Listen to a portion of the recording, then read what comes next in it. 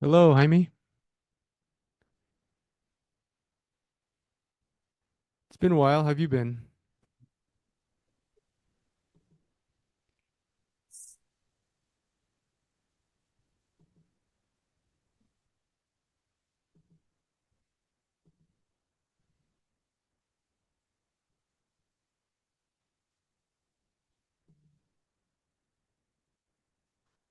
Testing.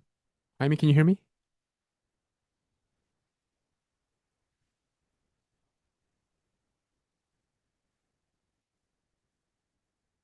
Jaime, can you hear me?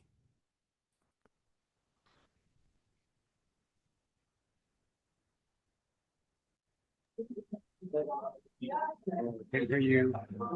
Can you hear me? It's me. Not I can hear you. Okay, perfect. Okay, cool. How have you been? Good. And yourself? Good, good. Sounds like you're in a noisy area, so no worries Yeah, if I'm it's in Starbucks. okay, no worries. Okay.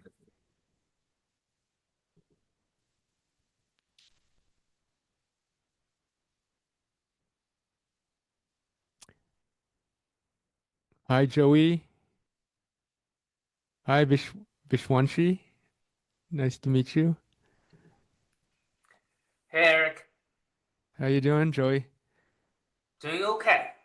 It's my dog's eighth birthday today, so I just picked her up from grooming. Oh, nice. Yeah. Wait, you just looked behind you. That's a wallpaper, right? Well, that's a wallpaper, but the reason she's a wallpaper is because she's always like right next to me.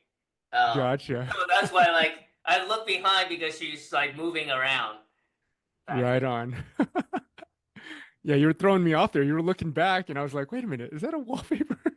there. All right, we'll let some folks join in here. Hey, Carl, Ralph, how's it going? Okay, how Hey, about yourself? All right, Camera works today. nice. Yeah, I've been having some issues with mine too. It goes off, and I have to hit the video button to bring it back on. And anyway, I've got a while we're waiting for folks to come on in. I have a big smile on my face because today, me and my partner, we made some progress in terms of our basically our AI coach that we're developing, mm, and super excited about it. Ralph, I know that I sent you an email earlier this morning, so we're going to get you into this pilot program and get you on board with it. Um, but we're working with a less cool. than 10 folks right now, very intimately, to help develop this. And if anybody's interested, let me know. Just shoot me an email or a LinkedIn message. Happy to work with you guys or get you involved. Um, Yeah, I think I saw the email come through and I was late to the draw, so you were already closed, but I'll reach back out. Yeah, reach out, Joey. We're gonna, this the small pilot program we're doing. We have less than 10 people. Actually, it's it's 10 people now, Ralph, with you jumping on board. But yeah, just jump in. The water's great. Um, all right, so a few new faces here. So I do this every week. I've been part of the Never Search Alone community now for over a year, but more recently, my JSCs, I moderated two JSCs and they've since moved on. But I have a background in recruiting. I've been recruiting for more than a decade now. And really, what I do here on a weekly basis is just connect with folks that are, either active in their job search or maybe not so active, and just try to shine a light on sort of the recruiting process, the recruiting mindset, really to help you make better, more effective decisions. Uh, as somebody that's trying to navigate their career or manage their job search. So it's really open-ended, sort of unstructured. Really, it's just sort of AMA, ask me anything kind of format. I don't really prepare for these, but again, happy to provide my perspective as a recruiter, as somebody that's worked with thousands of thousands of candidates and dozens of clients and hiring managers. Um, so if you have any questions or you're just here for the ride, but drop any of the questions into the chat, or just go old school and just share it verbally, and then we can go from there. So Eric, I do have a question for you. Sure. I'm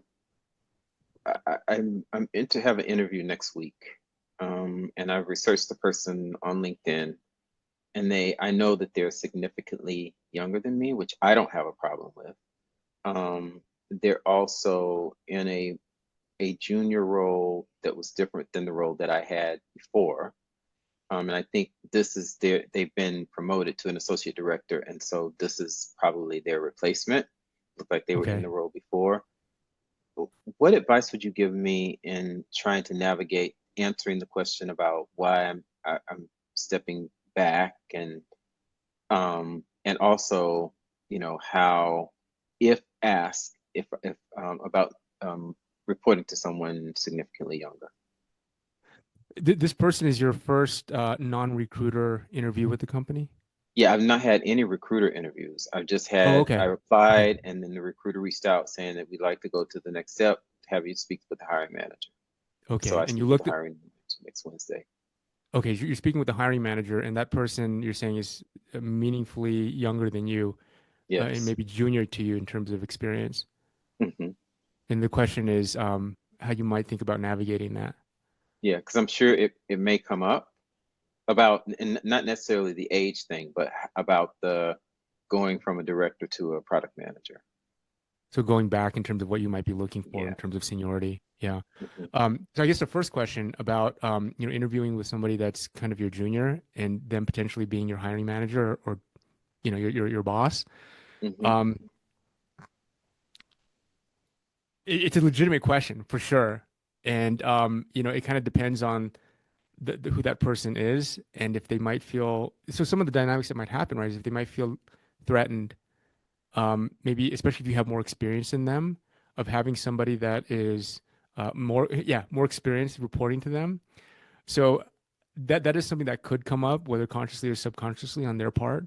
And so what I would try to do to mitigate that is just make sure that you're very sort of how do you say, like team oriented and Hmm. collaborative, Hmm. right? It's not about like, oh, I know more than you or trying to show off anything like Yeah, that. yeah, yeah, yeah. And you want to sort of temper that, right? Obviously you don't want to be how do you say, like you don't want to discount your experience, Hmm. but you also don't want to outshine the person either, Hmm.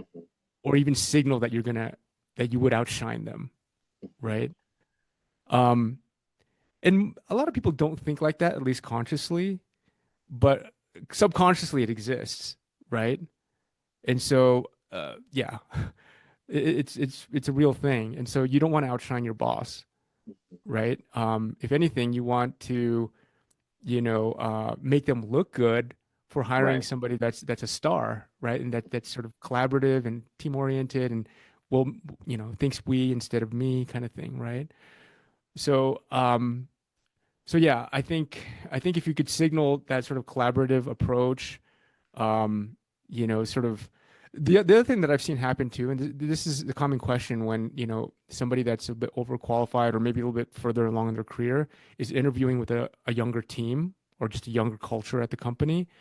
There is that, again, whether it's conscious or unconscious, there is sort of that concern on the part of the interviewing or hiring team that the person that's further along in their career might be a bit closed-minded Hmm. because they might come to the table thinking that they've sort of done it all or seen it all.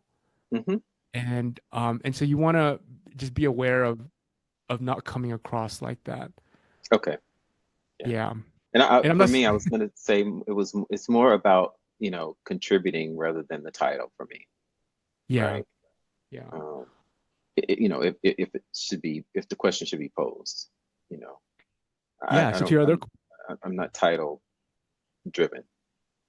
yeah. I'm So goal so driven. I think you're referring to your second question, which is, if you're operating at this level with respect to Hmm. title, what's the nature of, like, why are you open to stepping back, right? And um and that's actually a common question that I would ask, right? If I see a trajectory on somebody's resume or LinkedIn profile that's all associate, product manager, director, VP, and I see that sort of thing, and then I see, okay, this person's been a director for the past, I don't know, 3 years. Now they're considering like a senior product manager title. Mhm. Like why, right? And so that's something that I as a recruiter would ask. Right now, it's sort of a unique situation too because it's not uncommon now. So maybe 3 or 4 years ago, it was pretty uncommon. Now it's not uncommon for somebody to kind of take a little bit of a title hit because just by sheer volume, if you take a title hit, more likely there's going to be more openings and more opportunities, right? So there's less C-level roles than there are VP roles. Mhm. There's less VP roles than there are director level roles, generally speaking, right? And so it's not, I don't think it's totally lost on a recruiter if you're open to taking a step back, but you also don't want it to come across as like, oh, you're kind of settling, Yeah. and you also don't want it. So here's sort of the mindset of the recruiter, right? It's like, okay, yeah, I understand we're in a challenging time, generally speaking. And I understand there's a lot, there's a larger, maybe growing number of folks that are willing to take a title hit. I understand that as a recruiter.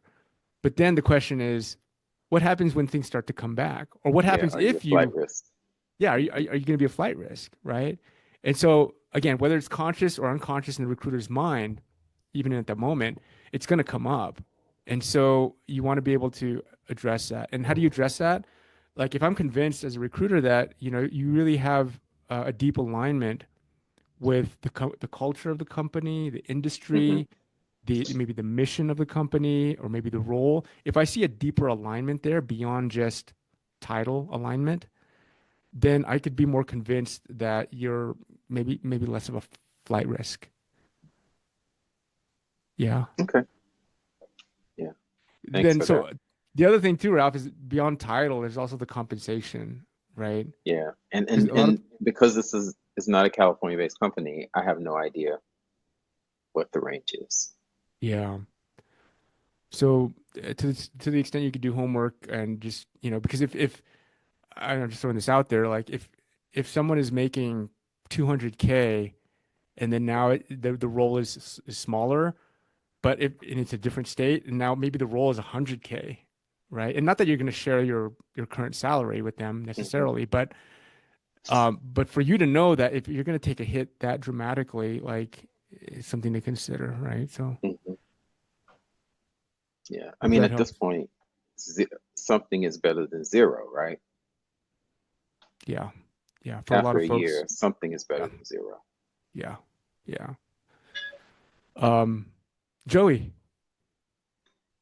Yeah, I have a separate question. If Ralph is done, I can go ahead. Great. Um, I was wondering, can you tell a little bit about how a recruiter plays into the offer process and how to, respect and appreciate them for I imagine championing your cause, but at the same time making sure you're not um, you're getting a fair compensation. Yeah. Yeah.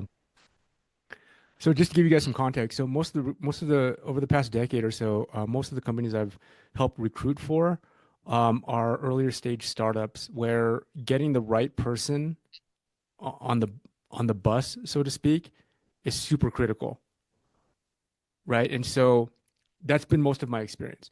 So once the right person has been identified, a lot of the times the hiring team and the executives that are part of that budget decision or offer decision, they've been very open to my recommendations about how to close the person, how to get them on board, how to send an offer out there that is compelling, right? And again, most of my career has been where a lot of times the talent had most of the leverage, and right now we're in a time where it's kind of shifted a bit. And so recruiters can still play a pretty meaningful role, not just in the offer process, but throughout, right?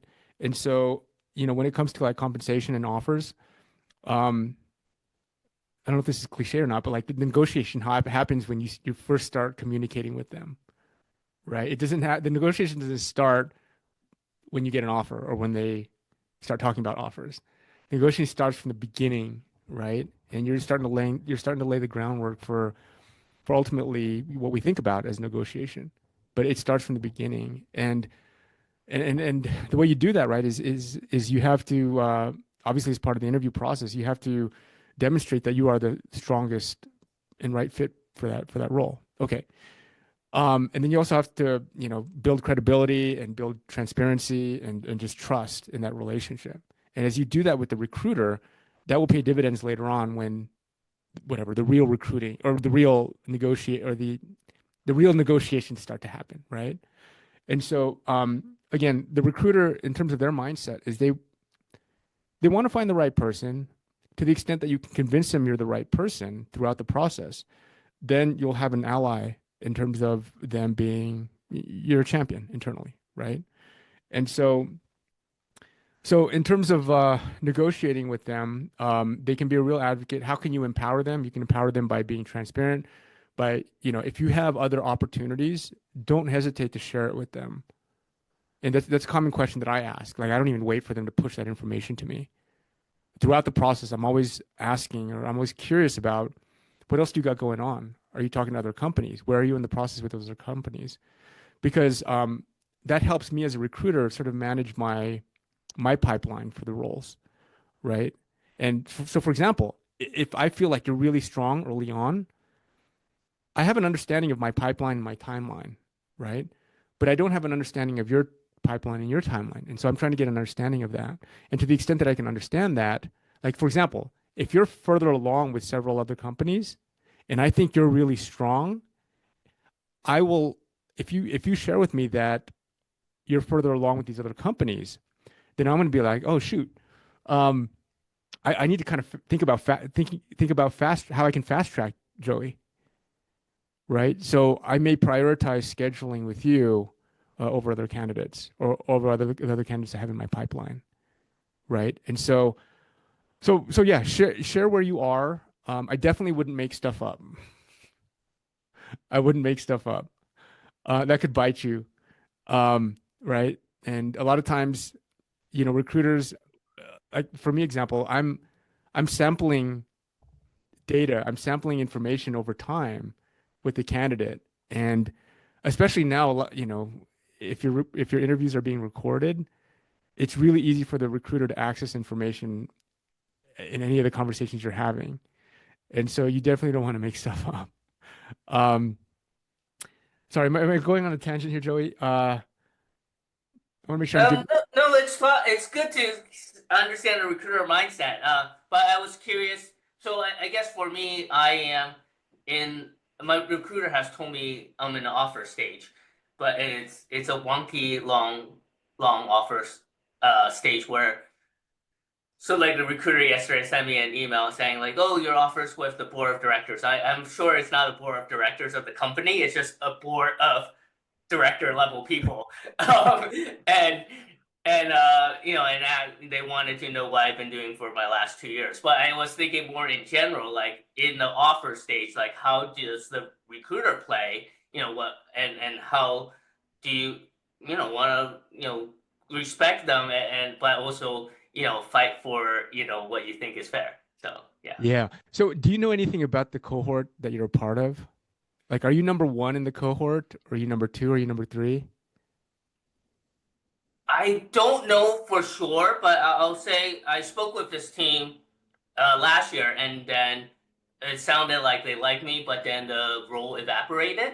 And Okay. then this year, I kept in touch, and this year I did another loop with the team, and it seems like I got all around yeses. So I don't know like who else is in the mix. And to be honest, there's a part of me isn't quite sure what role because there are several roles on that team and they're going through a reorg. And I have heard several times over the course of the last year that multiple hiring managers are interested.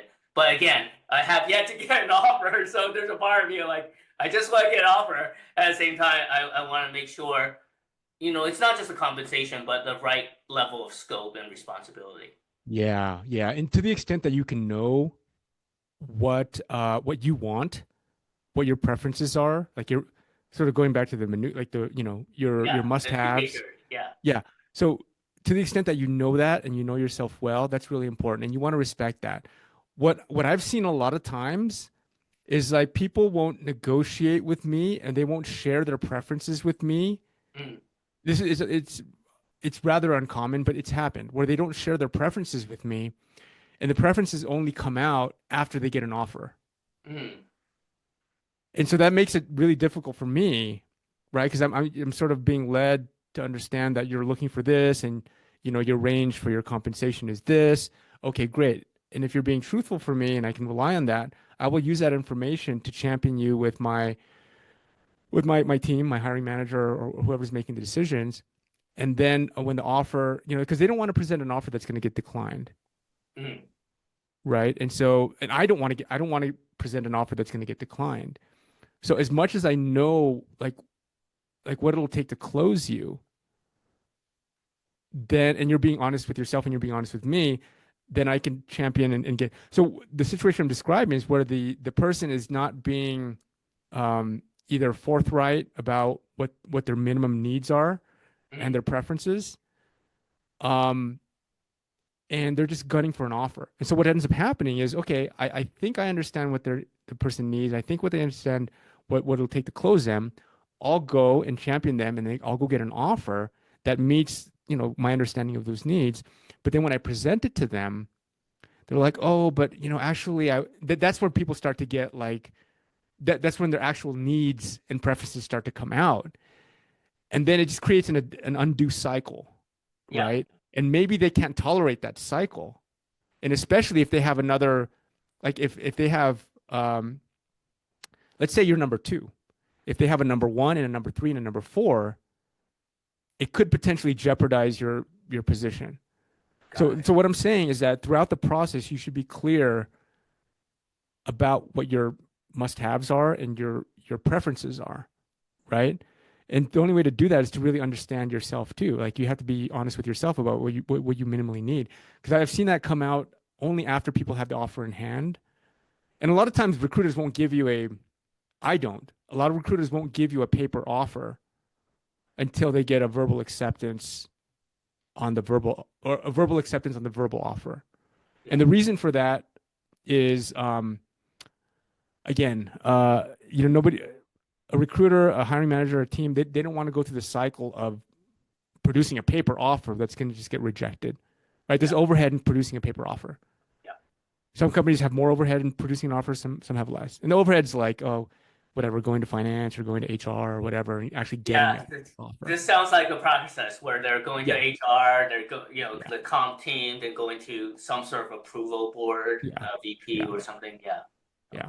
So if they get that far with a paper offer being created and sent, and it gets declined, then the recruiter looks silly, right? And even the hiring manager may look silly.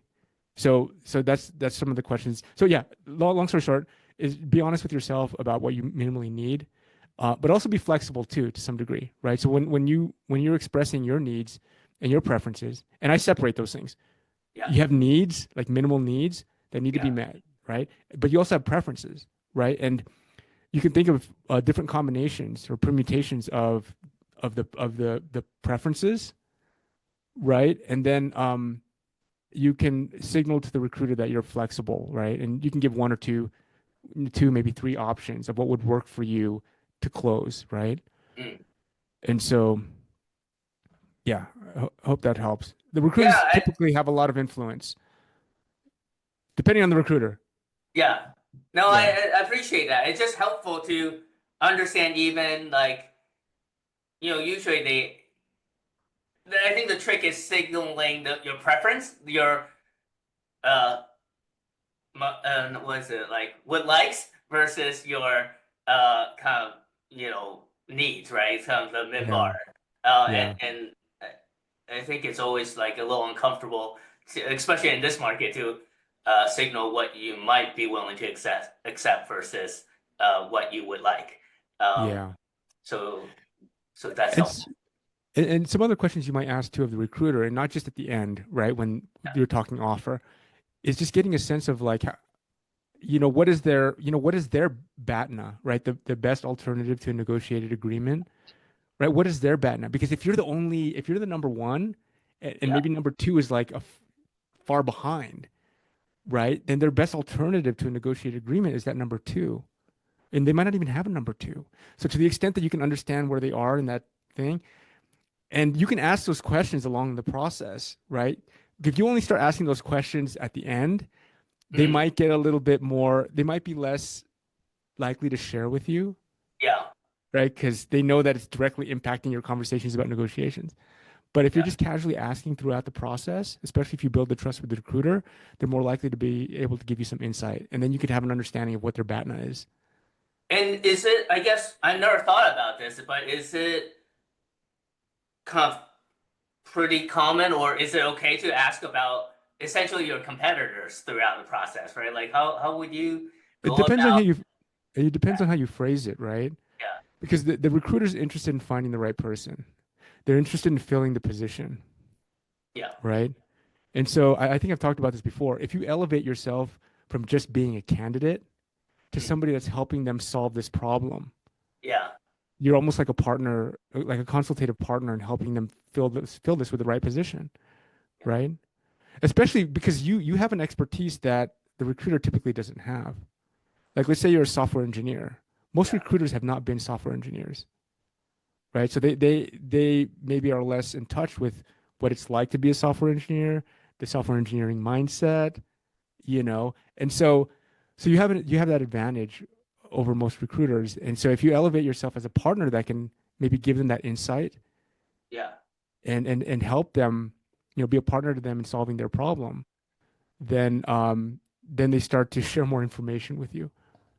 Got it. Do you Yeah. think that's more possible when you're looking at a higher level position than a lower level position? Because I am kind of like looking for associate product manager roles, and I'm wondering if I have that ground. Yeah, that's a good question.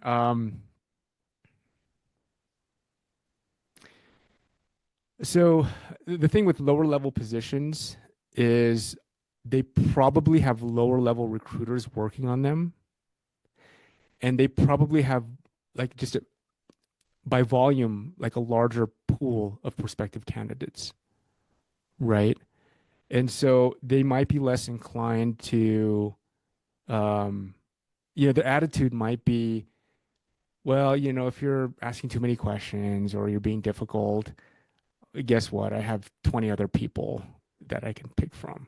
So don't be difficult, So right? how to stand out? Yeah. So how do you stand out? Um, what I could share with you is, and I sort of go back to this a lot, is I can share with you what a lot of people are not doing, or what a lot of people are not doing, right? One And more, so, just what's adding that? to that question, I posted my question in the chat. So if you can just take a look at that before you give me like specific insights, that would be great. That's my CMF. Yeah, your CMF. Yeah.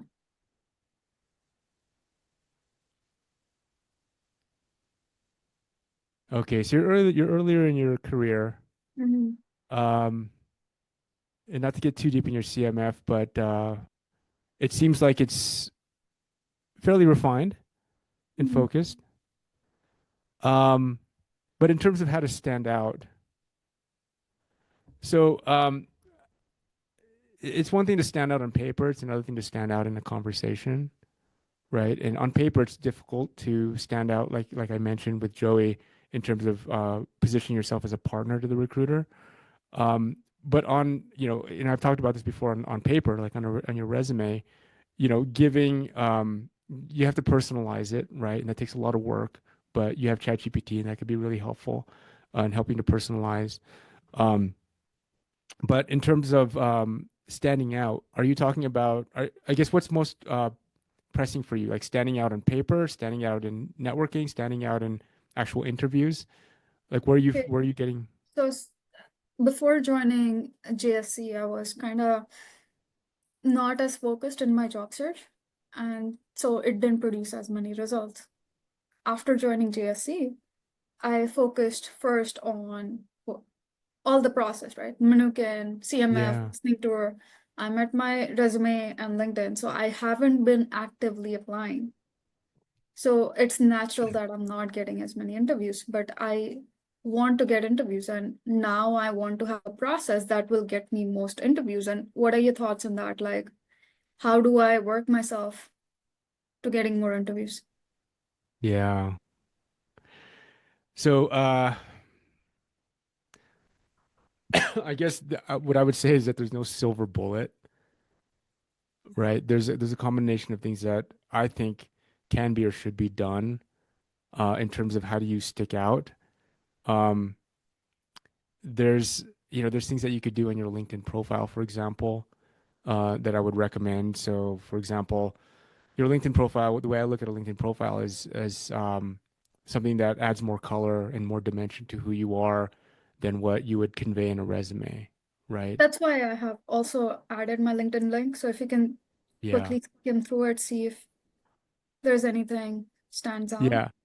So, I don't want to go into it right now, Okay. because we can go pretty deep into the LinkedIn profile. But generally speaking, I want to make sure that I'm sharing information that would be um, also applicable to other folks on the call.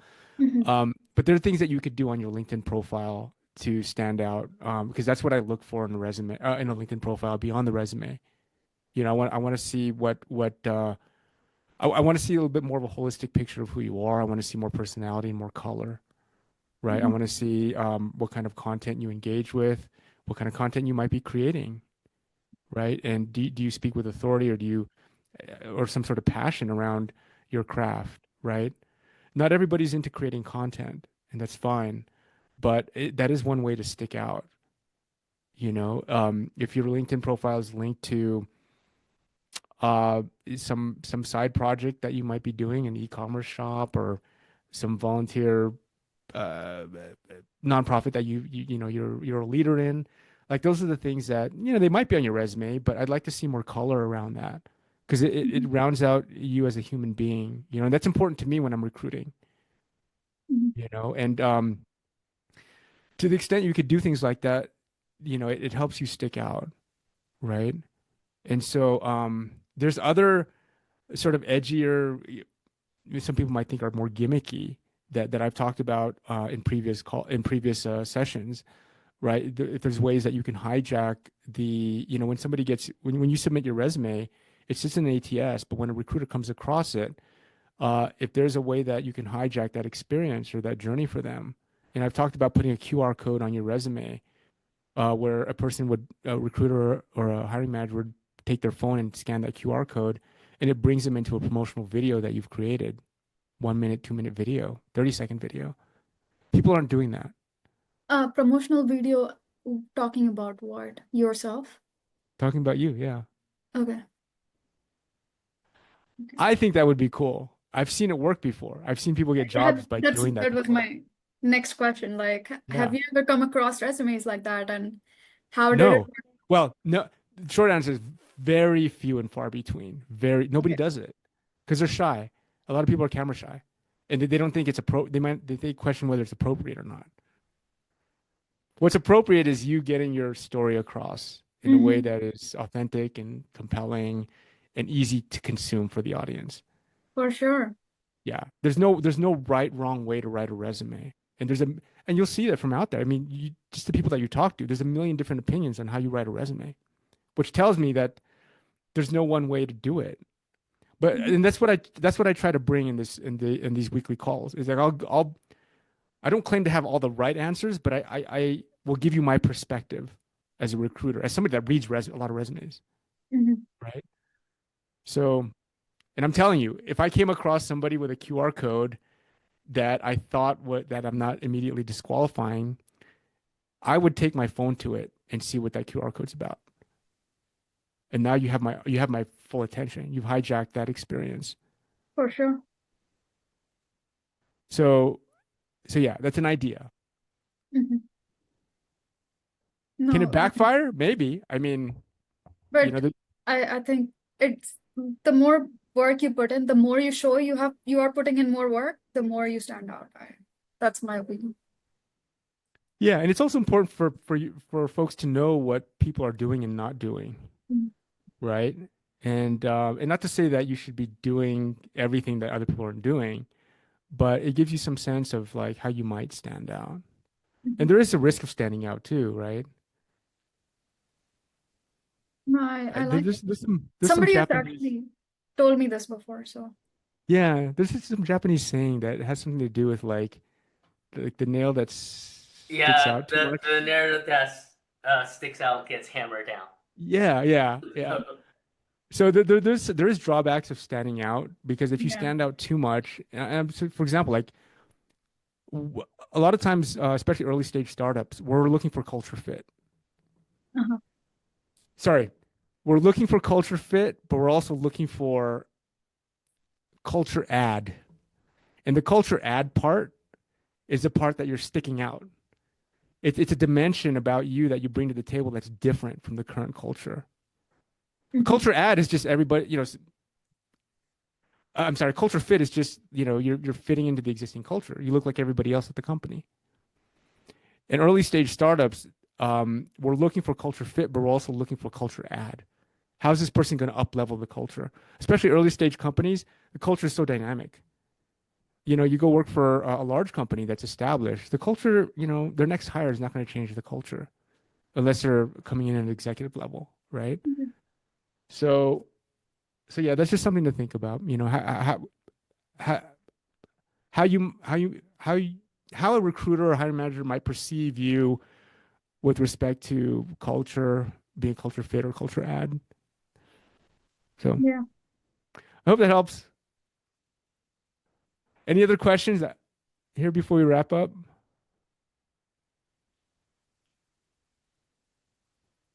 Okay, awesome. Um, Always great talking with you guys. And if there's anything I could do in the meantime, let me know. But I look forward to seeing you guys next week. If anybody's interested in the pilot that we're doing, I'll give you a quick pitch. It's basically an AI coach that we're developing. And what I will offer you as part of somebody that's participating in the pilot is a resume review, and then a chance to debrief with me one on one. So Vishwanshi, if I'm pronouncing your name correctly, if you want to participate in that, send me an email. I'll get you rolled into the pilot. And my hope is that you will be able to participate and share very transparent feedback about what we're doing, your journey, and so forth. And I think it'll be a win-win for everybody. May I ask a question on that, Eric? Yeah, sure. Thanks for sharing. I love pilots, and I'm looking for ways to get involved in product as I'm shaping my entry into formal product management. Yeah, What industry are you building this pilot for? that's a good question. I don't know that we've narrowed in on the industry, but the space is really to solve the friction problems associated with talent and employers connecting. Okay, got it. Yeah. So So just tell you if we're interested. yeah, email me if you're interested. So you don't have to be from a certain sort of industry. We're most interested in understanding the job seeker's journey. And then we're going to come from it on the other side as far as the hiring manager employer journey. Eric, are you active on Slack, JSC Slack, or should I just email you? Uh, Email me. It's a little bit faster. I check. Yeah, I'm not. Email's better. Yeah, I do have access to the NSA Slack, but I'm not in there all the time. All right. Thank you Hi. guys. Have a great Appreciate you. afternoon. Yeah, have a great afternoon, great weekend. Okay.